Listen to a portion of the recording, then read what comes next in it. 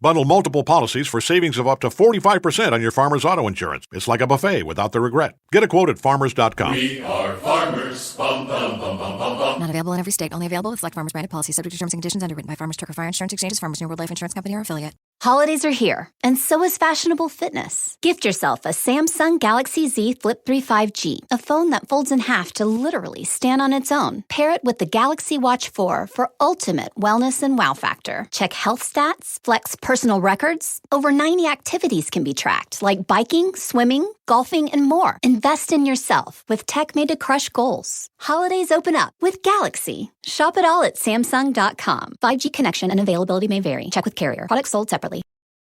What we are seeing during this pandemic is we are seeing the fallout of decades of telling people of faith that scientists are not to be trusted, that scientists will tell you things that are wrong just because they don't want you to believe the Bible, that they will tell you things, that they will hide, for example, evidence for creation from you because they don't want you to believe in God. And so for decades, we have been telling people of faith that scientists are not to be trusted, that scientists will doctor the evidence, that scientists are propping up a certain narrative. And so when you look at it from that perspective, it's not surprising then to see people saying, well, the government the doctors are hiding these cures like ivermectin or hydroxychloroquine from us because they just want us to take that government vaccine. And so you can take out some of the vaccine verbiage and you insert creationism, evolution verbiage, and you almost have an identical dialogue.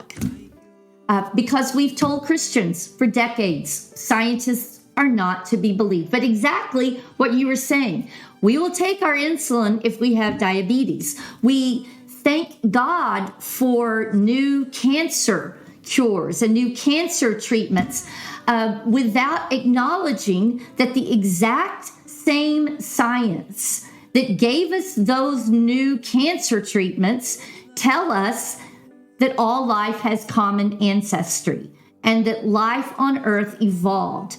There's a disconnect. There is a disconnect between the science that serves me and my family personally and that the same exact science is telling us that the earth is old and that all of life is related.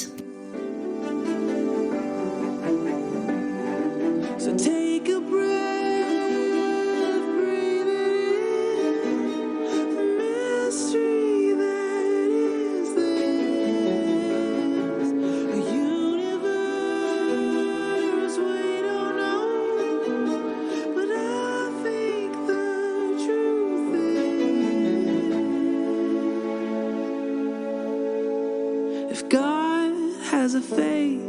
Her face must look. Welcome to the Deconstructionists podcast. I'm your host, John Williamson, and we're back this week with an actual scientist. So I am excited because it's been a while. We haven't had a scientist on in a long time. And so I was very excited to have Dr. Janet Kellogg Ray on this week. And so we had a really good conversation just about kind of the current state of affairs and folks, and the differing viewpoints on science right now and how kind of science has kind of got tied up into politics, which it shouldn't, because science, is kind of ambivalent, to politics. Science doesn't really care which political affiliation you're in. So we talk a lot about that and just kind of how it's become kind of this political pawn or this political piece now, and it really has been at our own detriment, I think. So some interesting thoughts on that. But before we get into that, some general housekeeping stuff. So if you're new to the podcast, thank you so much for joining. We have a ton of back catalog episodes that you can check out that are available for free anywhere you stream your podcasts, or if you go to our website, www.thedeconstructionists.com. You can listen to all of our back catalog there. You can link to us on social media. You can read our blog. You can check out our web store. The web store is now updated. I didn't realize that some of the quantities were not working, and in general, it didn't look like a lot of it was working. I hadn't checked it out in a while, so that's my fault. But it should be working now. Got all the quantities updated and the sizes updated, so it should be replenished for all the different T-shirt designs, and of course the pint glasses and coffee mugs and all that good stuff. So if you're looking for a Christmas present, you can check out some items there. And if there's something you're looking for that you don't see on there, feel free to email me. I don't know why that was so hard to say, but you can email me, and I'll take a look at the inventory and see what we got. So there's that. If you want to support us and the work that we're doing here at the Deconstructionist podcast, feel free to join our Patreon. We've got a couple different things going on there, including a book club where we send you a book every month. Sometimes it's a guest that we've had on the show. Sometimes it's not. Sometimes it's just something that we're reading that we think is interesting. So if you want to check that out, you can. Otherwise, let's talk about this week's guest. Like I said, Dr. Janet Kellogg Ray. She is currently an adjunct clinical assistant professor at the University of North Texas in the Department of Biological Sciences. She holds a PhD in curriculum and instruction from the University of North Texas, master's in education in gifted education from Hardin-Simmons University, and a Bachelor of Science education in biology from Abilene Christian University. Fascinating conversation. Like I said, she's got a great new book out called Baby Dinosaurs on the Ark, which I love. That's just a great title for a book. And so we talk all about like I said, the various stances on science and evolution and all sorts of fun things. And she does it from the perspective of somebody who grew up in a religious household. So she's a Christian and a scientist. Yes, those two things can coexist. So hopefully you guys enjoy the conversation. If you enjoy the music as well, kind of switching over to some theme music, our friend Clay has finally released his long-awaited EP that was written specifically about his own spiritual journey, his own deconstruction. So you can go and find that out there anywhere good music is found. But a couple of the songs that you probably heard on here is Does God and Recover. And those two tracks are actually off of Clay's brand new EP that just came out called the Recover EP. And so go check it out. Links are in the show notes. So go check it out if you like it. Support Clay in his music, but you'll hear probably some other songs off of that EP between now and when we get to around Christmas time. So if you enjoy it, go check it out. But without further ado, here is this week's guest, Janet Kellogg Ray.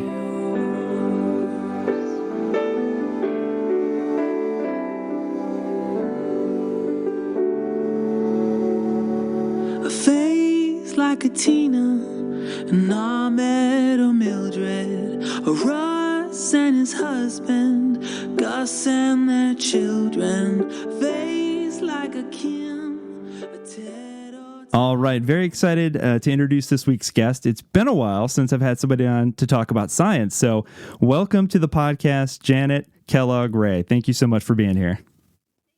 Thanks for having me. I'm excited to be here. Absolutely. And we talked a little bit before we started recording. Deb Harsma, who we are a huge fan of at this podcast, interviewed her some years back, wrote the intro to your new book. She did. She did. So talk a little bit about, before we jump into your book, which is fantastic, by the way. Tell folks a little bit about your background. Were you raised particularly religious, or what was your kind of background there? Oh, I was definitely raised religious. I was raised in a very conservative probably would be considered a fundamentalist wing of what is known as the Restoration Movement, the mainstream churches of Christ. My paternal grandfather was a preacher, and my entire family life centered around church. We went 3 times a week without fail. And probably the most scarring part of that in my childhood was that I didn't see Wizard of Oz until I was an adult. That is a shame. Because Wizard of Oz always broadcast on Sunday night. And likewise, I was never able to see the wonderful world of Disney unless I was homesick on a Sunday night. But all that to say, church was very central to our life.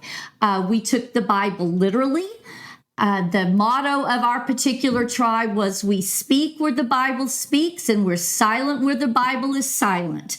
So we would have no more questioned the historicity of Genesis than we would have the existence of Jesus. It just really never came up. I don't recall any specific discussions in church growing up because, like I said, it was just taken as a given that Genesis was a historical, literal account.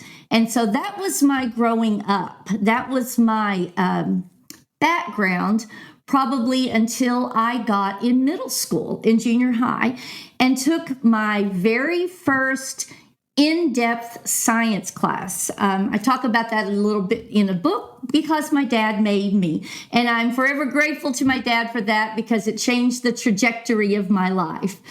I remember studying for the first time what we then called the animal kingdom in middle school and then also in high school biology. And I definitely remember feeling some kind of a disconnect between what I had learned in church and what I was seeing with my own eyes. Now, we were never directly taught evolution, even in a public school, but this was in the 70s and that could have got me fired.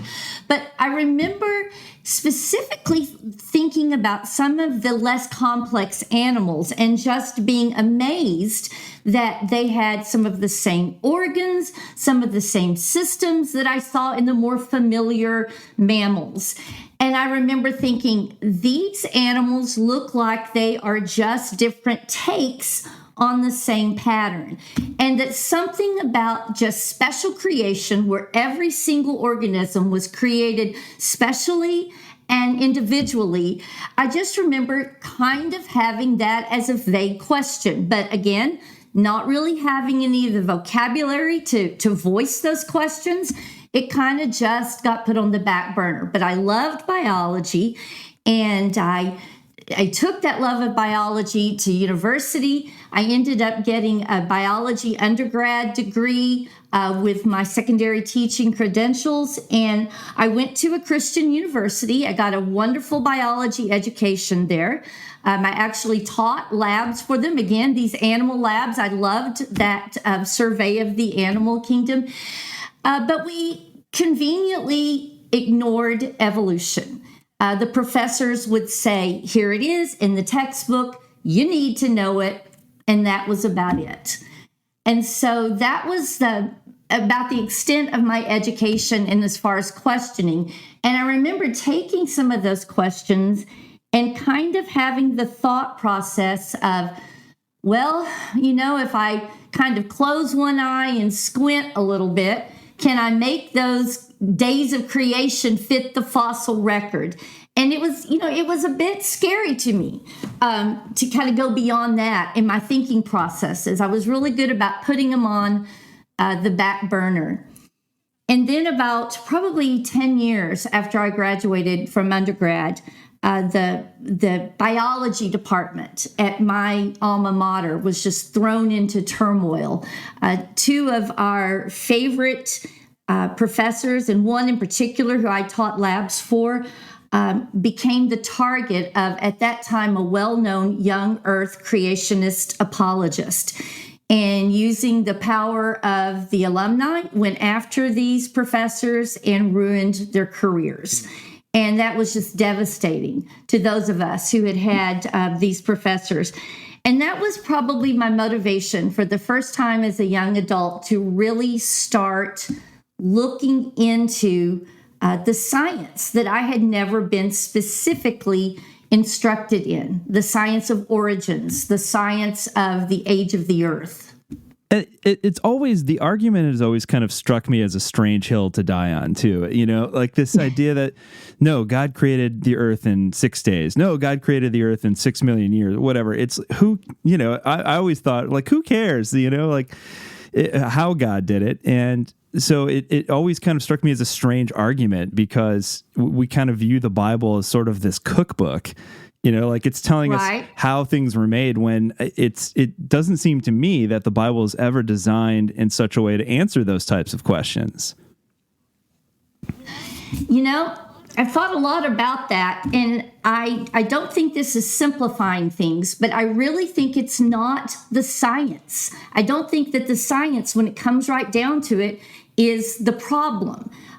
It's theology that demands it. You know, if it was the science, you would think that there would be if there was truly evidence for special creation or intelligent design or a young earth, if there truly was scientific evidence for this, you would think there would be at least a few non-religious people who would support this, but you just don't see it. And scientists love to prove each other wrong. They love to prove each other wrong. And so you would think that if it was the science, that it wouldn't be the hill to die on. But people will die on their theology hills. And so it's a theology of inerrancy that becomes at risk. It's a theology of original sin.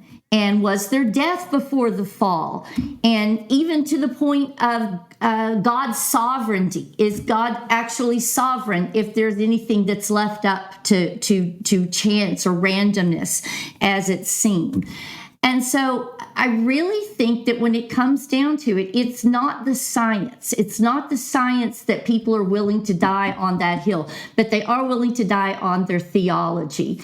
And that can be a whole other discussion. You know, it was actually the same thing with Galileo. There were people at the time of Galileo who were just as strong believers in a sun-centered solar system as Galileo was. It's just that they were a little nicer than Galileo, and they played the game a little better. But Galileo's really big problem that got him into trouble with the church was he made a little foray into religion. And he tried to explain how that his sun-centered model did not contradict Scripture and did not contradict religion.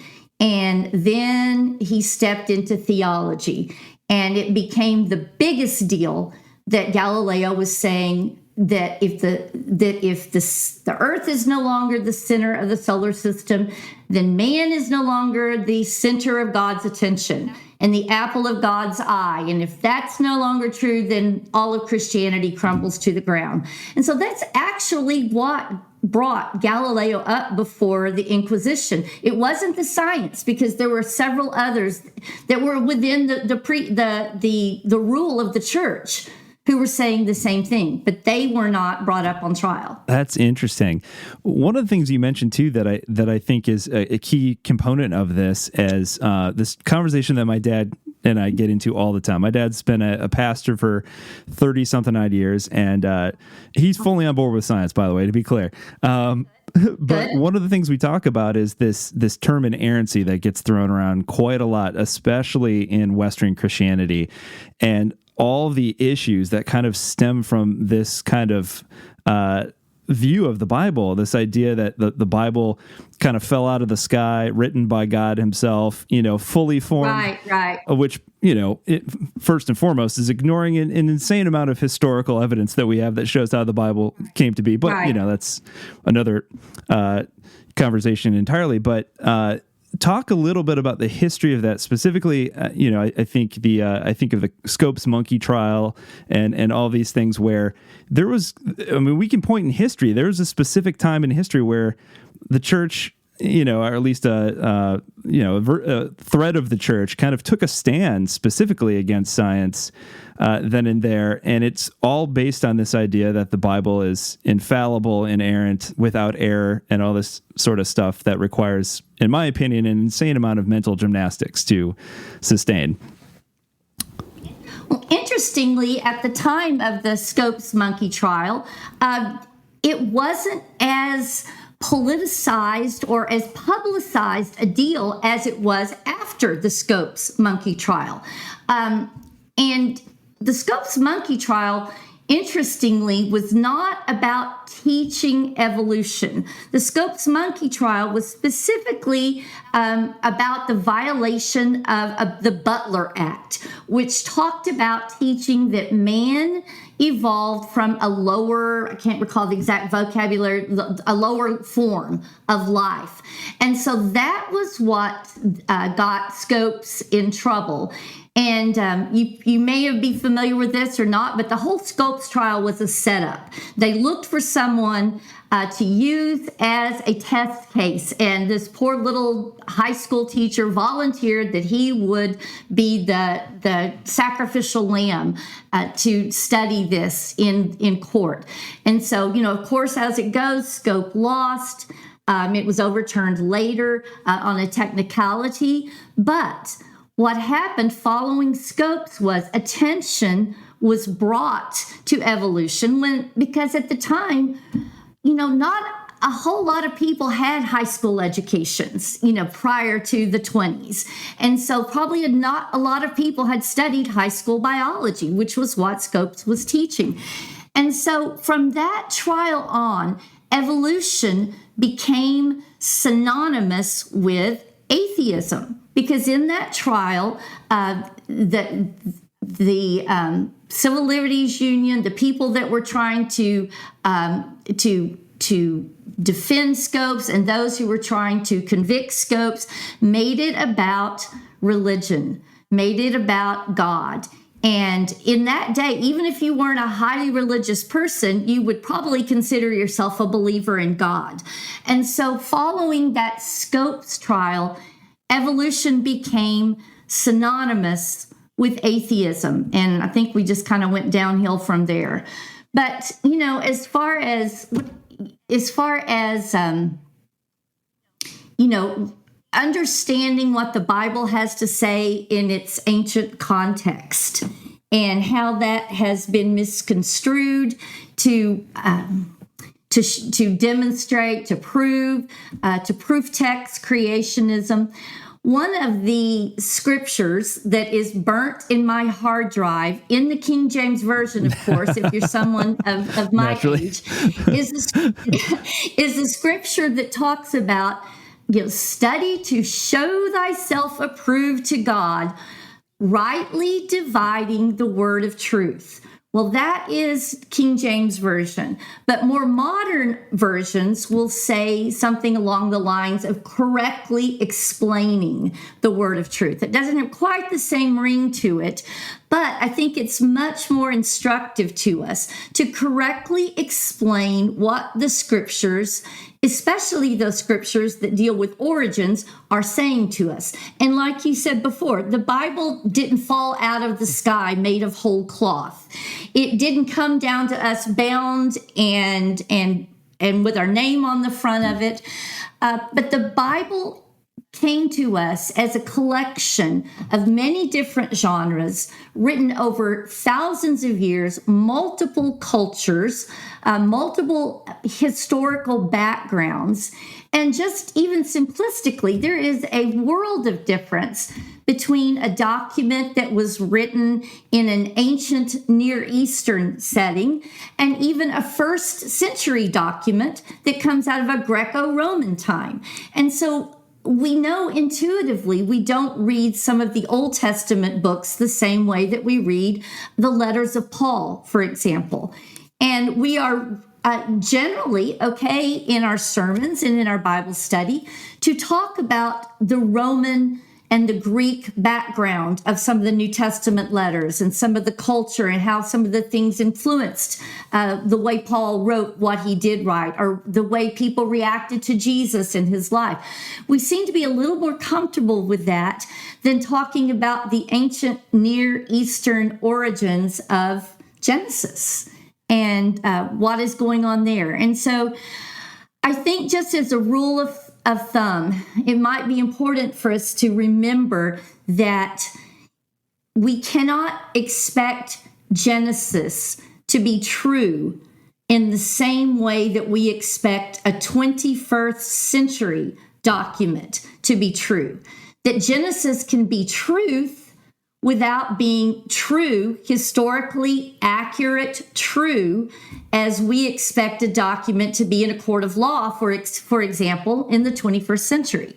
Yeah, and it seems that for a lot of things, not just science, but for a lot of different topics, geography, all sorts of things, that it's much, much easier to say, okay, this, as you said, it's a collection of writings written by different groups of people over thousands of years who were no doubt inspired, but were describing their relationship with the divine as best they could through the lens of what they understood, based on the technology and the understanding of science and the world around them at the time. Right. I think when we try to force fit science into Genesis, we do two things. We completely miss what the science is saying to us, and then we also completely miss what the scripture was intended for us to learn and to comprehend, what the people, the original writers, what the original hearers intended for other generations to hear and learn. So we do a disservice to the science, absolutely, by trying to force modern science into an ancient Near Eastern document. But we also do the document a disservice. Absolutely. And to think that people at that time would have even known, you talked about the debate over, the status of the location of Earth in conjunction with the rest of the planets. They didn't even know that other planets and other solar systems existed at the time. So, absolutely. Absolutely. Yeah. So one of the things that drives me nuts, and I can't decide which one irritates me more in regards to Ken Ham's Creation Museum and the Ark exhibit, the fact that it exists, or the fact that it cost $27 million, I read, to build this thing. And then looking at what they charge to even go in there, it's I think it was between $15 and $30 for kids, $35 for adults, $70 for both. I don't know. And then parking on top of that, it's where's this money going?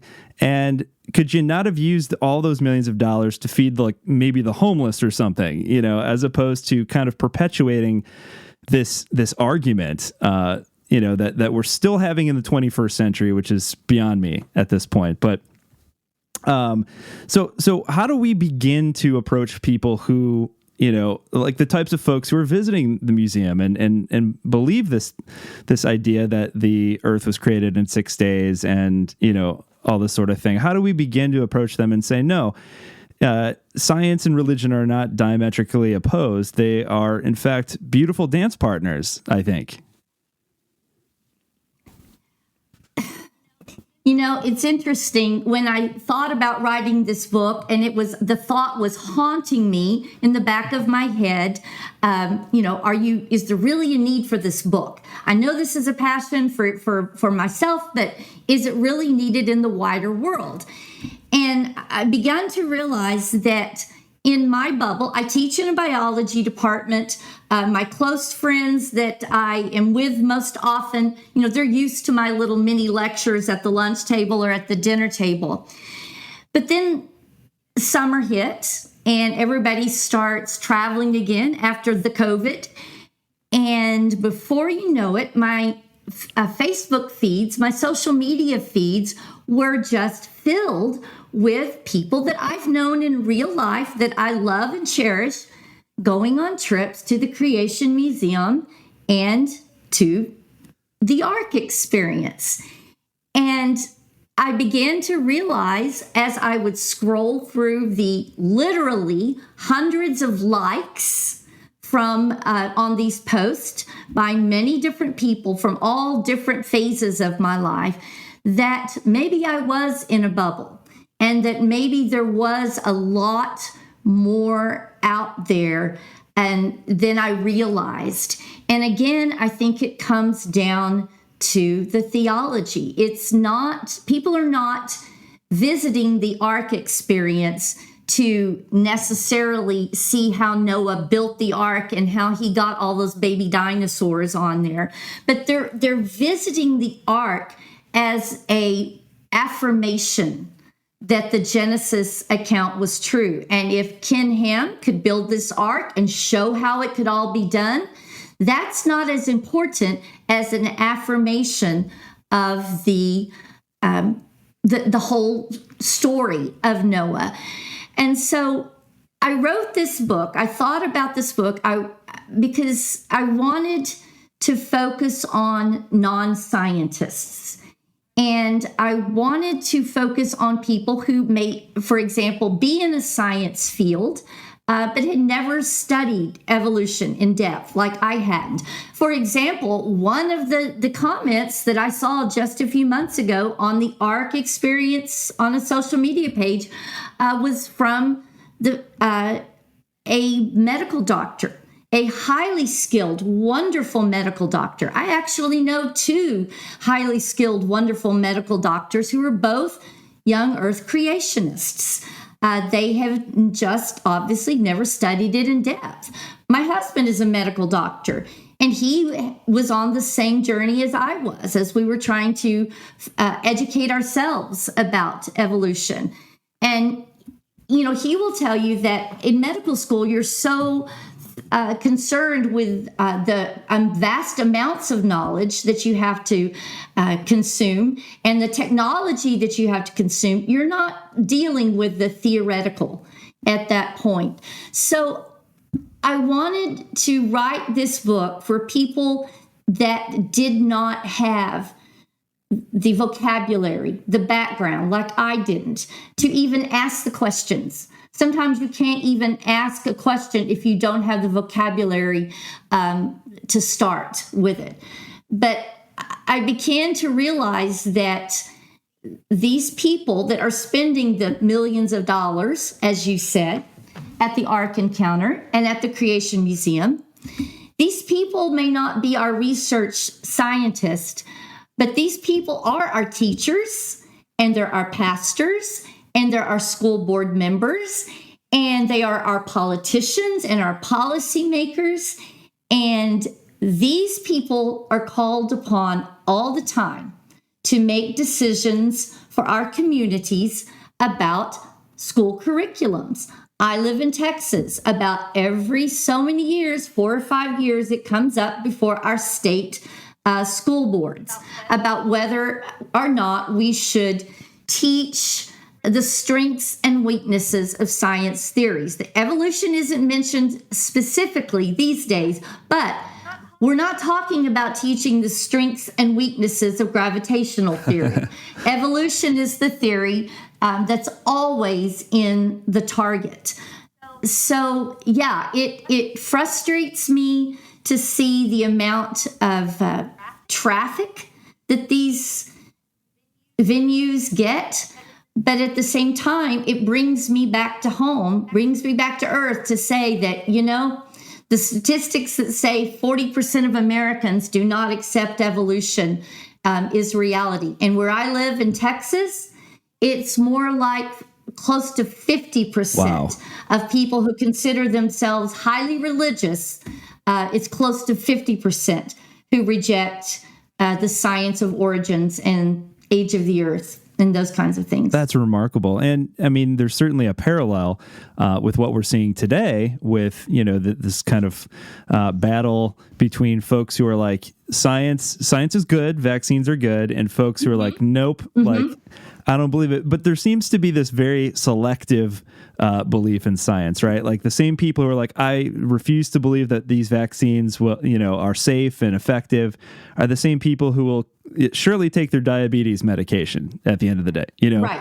So like Right. there are certain things that we believe Right. scientifically, but just not this one, Right. Yeah. Go ahead. Yeah. I'm so glad. I'm so glad you brought that up, because this whole year and a half of the pandemic has been so discouraging to me, particularly how we see Christians reacting to what should be done, the acceptance of the science. Honestly, just the treatment of some of our scientific leaders in our country by people of faith. And I realized, sadly, what we are seeing during this pandemic is we are seeing the fallout of decades of telling people of faith that scientists are not to be trusted, that scientists will tell you things that are wrong just because they don't want you to believe the Bible, that they will tell you things, that they will hide, for example, evidence for creation from you because they don't want you to believe in God. And so for decades, we have been telling people of faith that scientists are not to be trusted, that scientists will doctor the evidence, that scientists are propping up a certain narrative. And so when you look at it from that perspective, it's not surprising then to see people saying, well, the government the doctors are hiding these cures like ivermectin or hydroxychloroquine from us because they just want us to take that government vaccine. And so you can take out some of the vaccine verbiage and you insert creationism, evolution verbiage, and you almost have an identical dialogue. Because we've told Christians for decades, scientists are not to be believed. But exactly what you were saying, we will take our insulin if we have diabetes. We thank God for new cancer cures and new cancer treatments without acknowledging that the exact same science that gave us those new cancer treatments tell us that all life has common ancestry and that life on earth evolved. There's a disconnect. There's a disconnect between the science that serves me and my family personally and that the same exact science is telling us that the earth is old and that all of life is related. They are people just like you, people who heeded a call and played a role in history. You may not think of veterans that often, but America wouldn't be America without them. So why not take time to honor their bravery, hear their stories, and see the faces behind the forces at the National Veterans Memorial and Museum in Columbus, Ohio. It's a moving and inspirational experience you and your family won't soon forget. Plan your visit at nationalvmm.org. Holidays are here, and so is fashionable fitness. Gift yourself a Samsung Galaxy Z Flip 3 5G, a phone that folds in half to literally stand on its own. Pair it with the Galaxy Watch 4 for ultimate wellness and wow factor. Check health stats, flex personal records. Over 90 activities can be tracked, like biking, swimming, golfing, and more. Invest in yourself with tech made to crush goals. Holidays open up with Galaxy. Shop it all at Samsung.com. 5G connection and availability may vary. Check with carrier. Products sold separately. I love the fact that you just went there because that's where I wanted to go next. So one of the things that I think I hear a lot of detractors say, there's certain things that we can't trust. Like, for example, I hear carbon dating. We can't trust that we can't be sure if it's correct, in terms of how it, determines the age and that sort of thing. But that's not the only measurement by which we are coming to this conclusion, right? So talk a little bit about that. And because one of the things I recall seeing is, and maybe he addressed it later on, but there was a debate between Ken Ham and Bill Nye, and he brought that up, and I didn't feel like Bill addressed it well enough at the time. So talk a little bit about why we should trust the fact that science is showing us the evidence that, yes, the earth actually is as old as we think it is.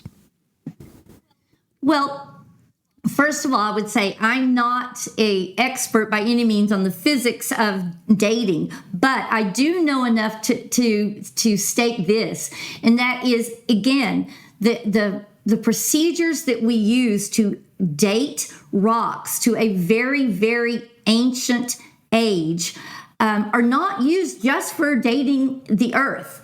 They're used in multiple other parts of our life in science.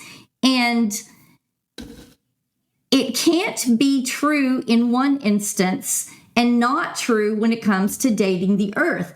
But what I also find very interesting, and I wrote about this a bit in the book, is that we don't even need these complicated procedures to date rocks to know that the Earth is very ancient.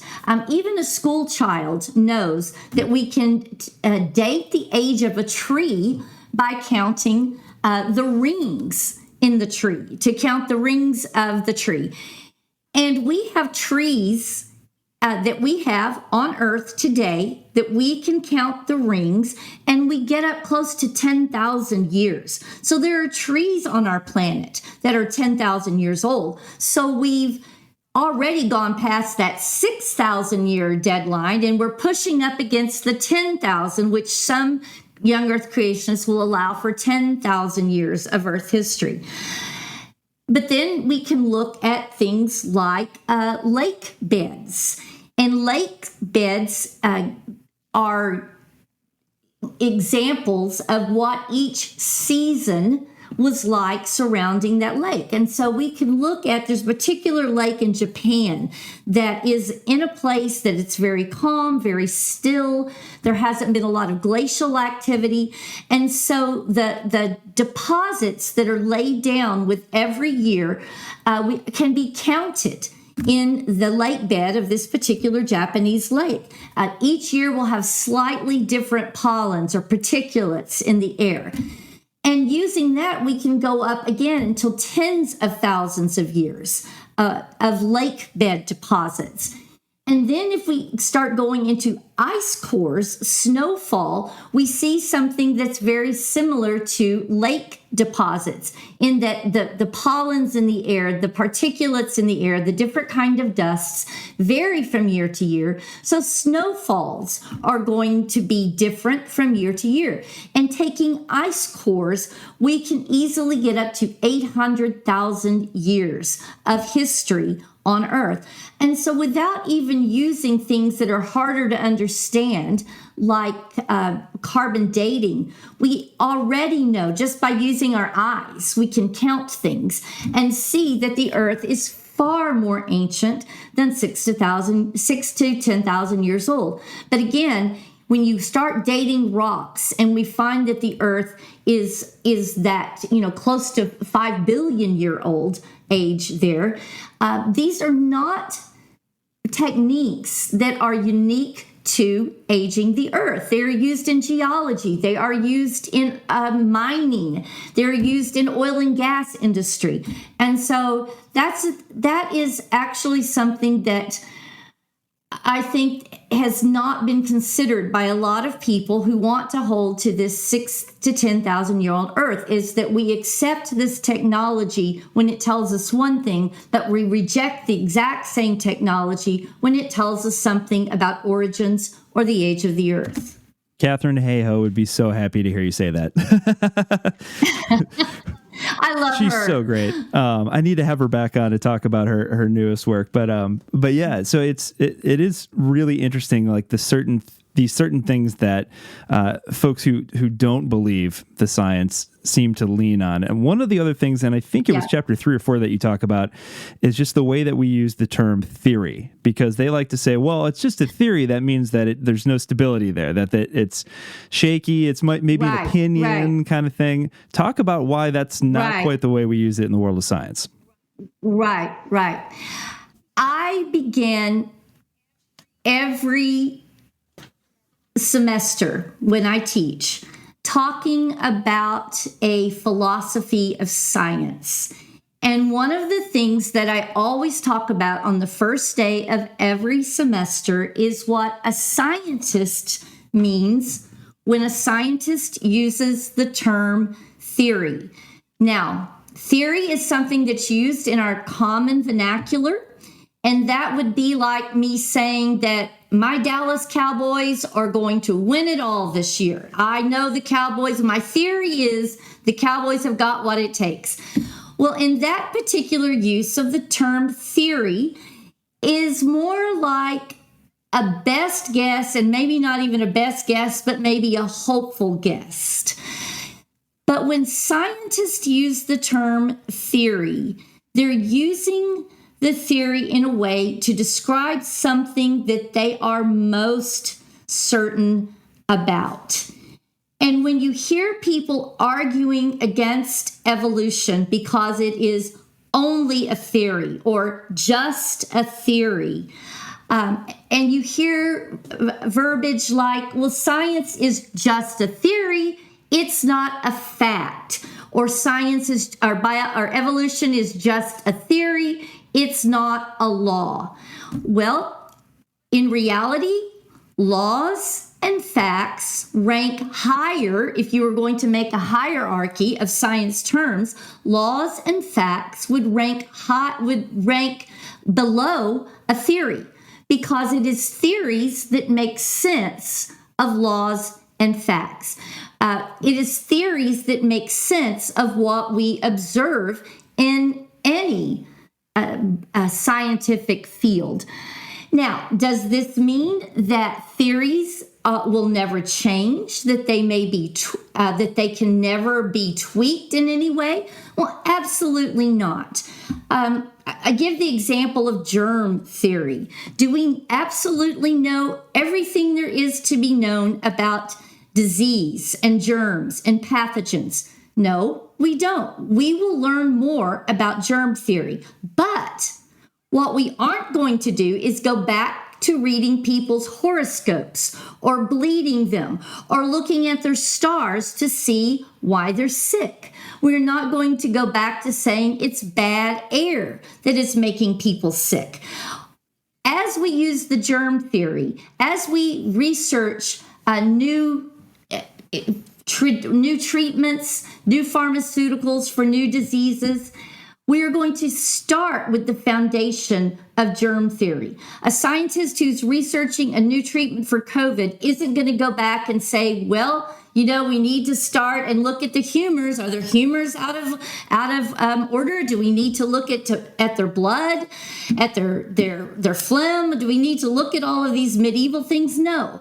We start with the foundation of medicine, which is germ theory. And so, do we know everything there is to know about the theory of evolution? Absolutely not. Evolution theory will be tweaked as we learn more. For example, modern genetics has taught us a tremendous amount about the theory of evolution and how evolution proceeds. And there is a field of study in genetics called epigenetics, looking at the environmental conditions in which genes are expressed. And so there's a lot of talk about where does what we know about epigenetics fit into evolution. Where does this come into natural selection, these epigenetic factors?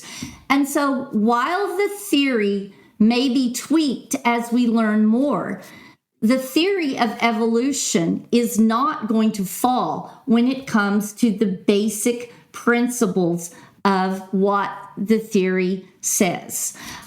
Interestingly, there is a young Earth creationist. He has a website called Core Academy, I believe it's called. And he raised a lot of ire among creationists, particularly the young Earth creationist type, when he came out with a blog post that said that evolution is not a theory in crisis. He said that there is no conspiracy to hide evidence for creation. And that made a lot of people angry because they thought he was on their team. Now, this particular young Earth creationist went on to say, I still reject evolution, but I do so as a faith choice, not a science choice, but a faith choice. So, no, evolution is not a theory in crisis. Evolution is not just someone's best guess. Evolution is the actual foundation upon which modern biology rests. There's a famous quote from the 1970s that says, "Nothing in biology makes sense except in light of evolution." And I think that that is to be ignored at our peril. We are closing the door on a lot of modern research if we say that we cannot consider the theory of evolution, which undergirds all of modern biology. It would be like saying, I'm going to do chemistry, but I don't believe in atoms, so I'm not going to have atoms and molecules in my chemistry. No atomic theory for me. It's just a theory, But when it comes to the talking about origins, we try to put the theory of evolution in its own little box when it's not. It carries the same weight as gravitational theory, germ theory, atomic theory, gravitational theory. And so we can't isolate it from the study of modern biology. Yeah, and it's interesting because, again, there are examples of where we see other biological entities evolve. There was I remember years and years ago, I remember hearing this story about they had discovered this fish that was in Lake Superior that had grown hair to survive the frigid cold temperatures up there. And so we see that and we're like, oh, yeah, that makes sense. But I think people have a really hard time, accepting the fact that maybe we evolved from this ape family. That you see all these signs with the cross through it, like I didn't come from a monkey. No. Right. You can't make a monkey out of me, Right. That seems to be the sticking point. It's like, nope, fish can grow hair, but I did not come from a monkey. Right. Well, I think that we have the idea that there is something demeaning about evolution. That to say that life evolved is to demean God. And surely if we are to say that humans evolved, then that is to demean humans. And if I could get any message out there, it would be that there is nothing demeaning about a natural process that brought life to the diversity that we see today on our planet. The science just is what it is. And we don't have a problem, for example, of praying for a child. Parents who desperately want a child will pray for a child, and then when the pregnancy occurs, they thank God for that gift, for that miracle of a child, full well knowing that it's going to take 9 months of embryological development to bring that child to birth. And that each stage in that embryological development is completely natural, completely expected, yet at the birth of the child, we thank God for the gift of that child. Go back further than the conception of the child, just the formation of the gametes that came together to create that child was a biological process that, by the way, involved a tremendous amount of randomness and chance and biology and natural processes. Yet we still praise God and thank God for that child, even though the Bible says that we are knit together inside of our mothers. We fully understand it's a 9-month natural process. So I think we have this misconception that evolution somehow demeans us as humans, and that evolution makes us less of image bearers of God. And, I've thought a lot about that too, and I've wondered if we truly understand what it means to be God's image bearers. And I think that we have this conception that we were molded from the clay in the Garden of Eden, and God formed us to be somehow in his image, his characteristic image, not necessarily a physical image. And I think most people would say it's not a physical image, but we don't necessarily act like we don't believe it's a physical image. You know, as image bearers, it is a function of ours to reflect God into the world. We are to be his representatives in the world. We are to reflect him into our cultures, our communities, our world, our nation. I see the image of God more as an identity or a function and not a resemblance of some sort.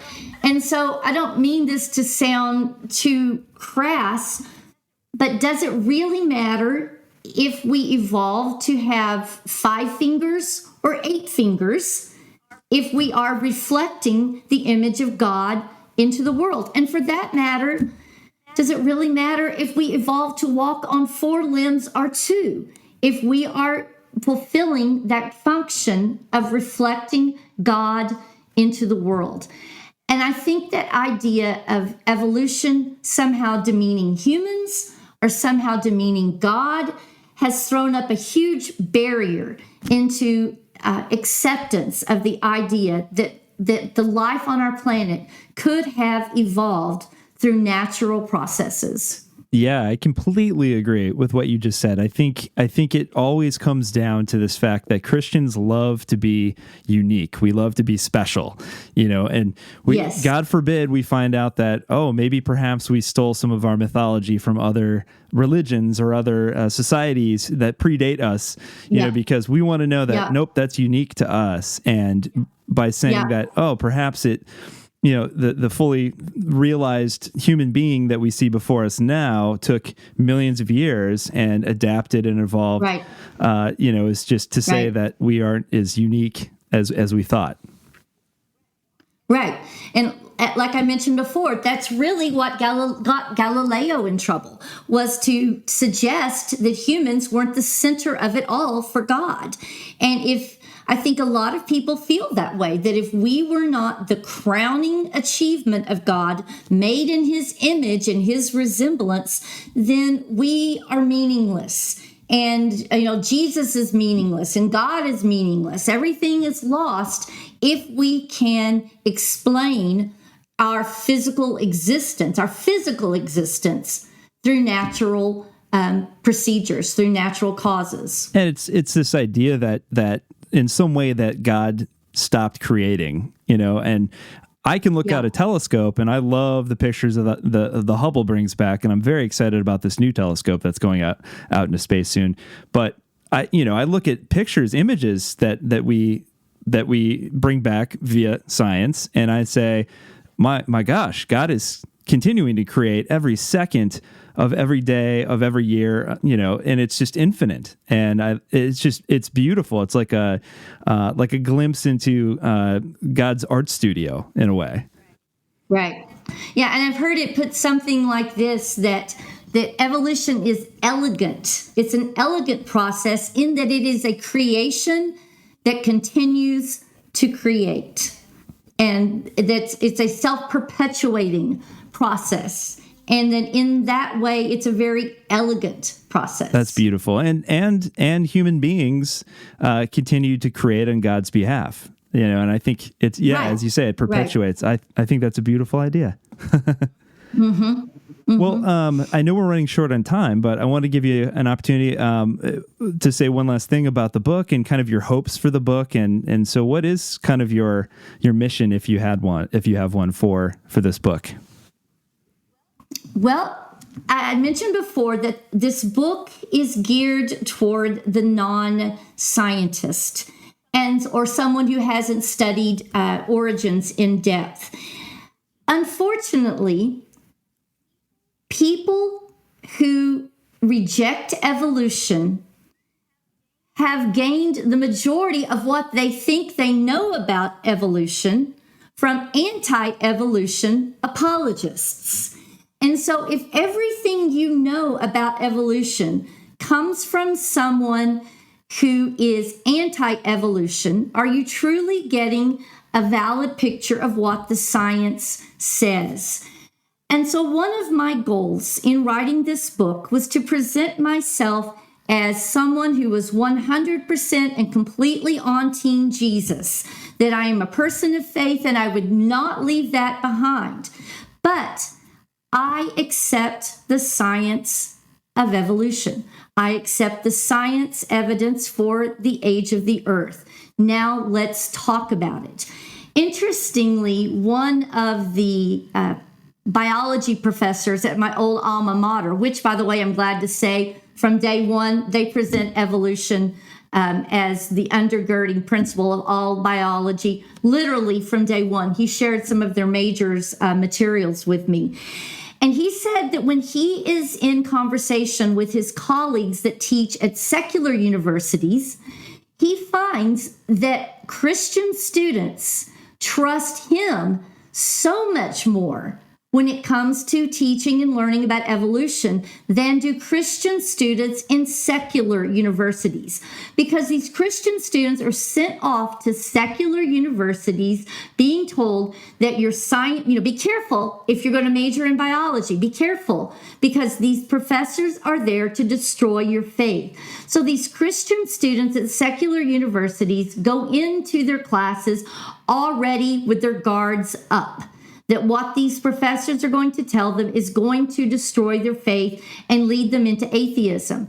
But what this professor told me at a Christian university is that students have let down their guard a bit, and that because he is a Christian at a Christian university, they are far more likely to trust what he has to say. And that is a way that I see my book. I want it to be a conversation to someone who has doubts about evolution, has never studied evolution, from someone who's been there, who's had the same doubts, who's had the same lack of understanding of what the science says. And now let's have a discussion about it. So that was one of my big goals there. Another big goal was to have the science be user-friendly.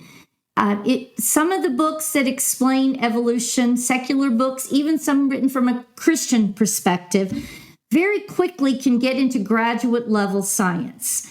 And I want this book to not be intimidating. I want it to give people the vocabulary that they can need to go to the next step, to research more, to learn more about it. And above all, just not to be afraid of evolution. Not to be afraid of the way that God used to bring about life on our planet. Well, I think you certainly succeeded. I've got a copy of the book in my hand right here. You can't see it, but but it's called Baby Dinosaurs on the Ark, the Bible and Modern Science and the Trouble of Making It All Fit. It's a fantastic book. Like I said, the foreword rather is written by Deb Harsma, who we've had on the show. So for new listeners, go back and check that one out for sure. But go ahead and get a copy of this book. I think, like I said, I think it does a fantastic job of breaking down these complex scientific ideas in ways that make sense to laymen like myself. So congratulations on the book, and thank you so much for coming on the show. I really appreciate it. Thank you so much. It was great. I had a great time. Thank you.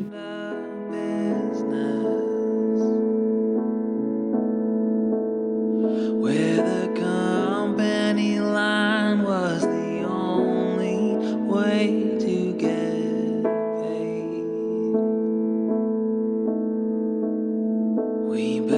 church uncertainty that fears everything against it,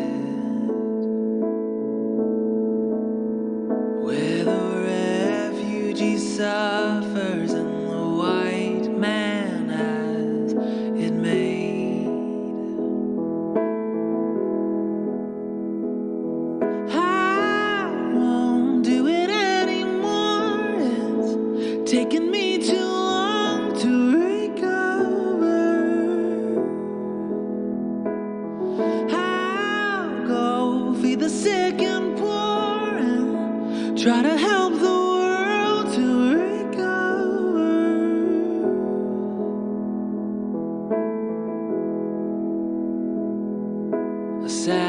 myself in your pews every single week.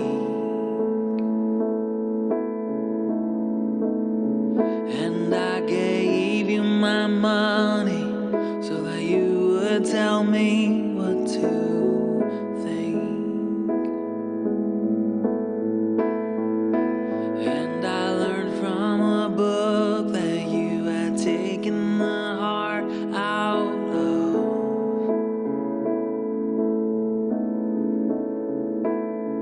And that's how I learned to make exclusion look like love.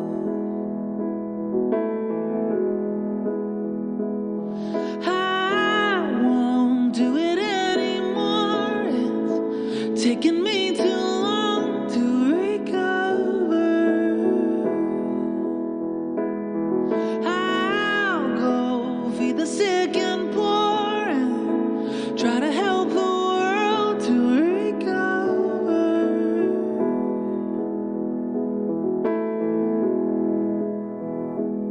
So come as you are. Take up your cross.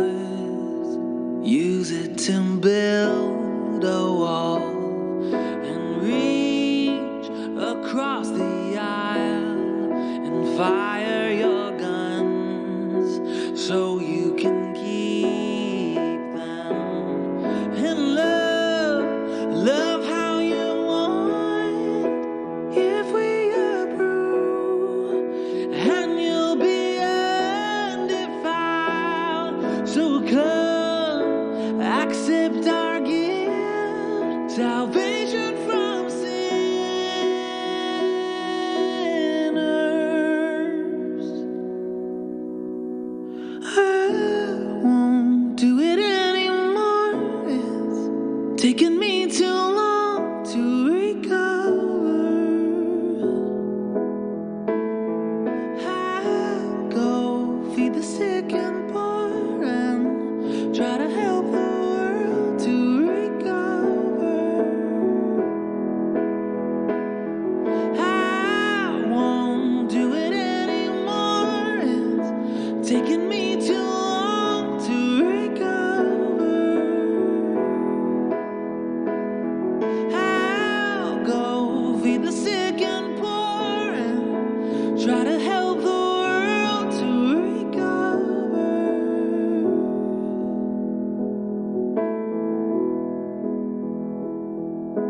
Gonna take a while to wade through the fear and the hurt.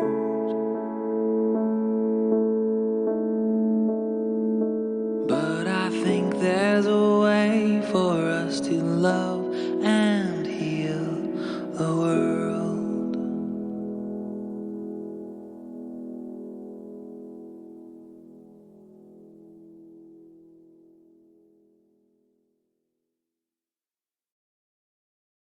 Holidays are here, and so is fashionable fitness. Gift yourself a Samsung Galaxy Z Flip 3 5G, a phone that folds in half to literally stand on its own. Pair it with the Galaxy Watch 4 for ultimate wellness and wow factor. Check health stats, flex personal records. Over 90 activities can be tracked, like biking, swimming, golfing, and more. Invest in yourself with tech made to crush goals. Holidays open up with Galaxy. Shop it all at Samsung.com. 5G connection and availability may vary. Check with carrier. Products sold separately. Farmers Policy Perks are that little extra something you can get when you're a farmer's customer. So to tell you about them, we're adding a little extra something to this ad. A backup singer. Ooh, singer. When you have the Farmer's Signal app with Crash Assist, Crash Assist. if you have an auto accident, We can send help if you want it. wow, that sounds like a whole lot of something. Get a quote at farmers.com. We are farmers. Bum, bum, bum, bum, bum, bum. Not available in every state. Only available. Select Farmers branded policies subject to terms and conditions underwritten by Farmers Truck or Fire Insurance Exchanges or affiliate.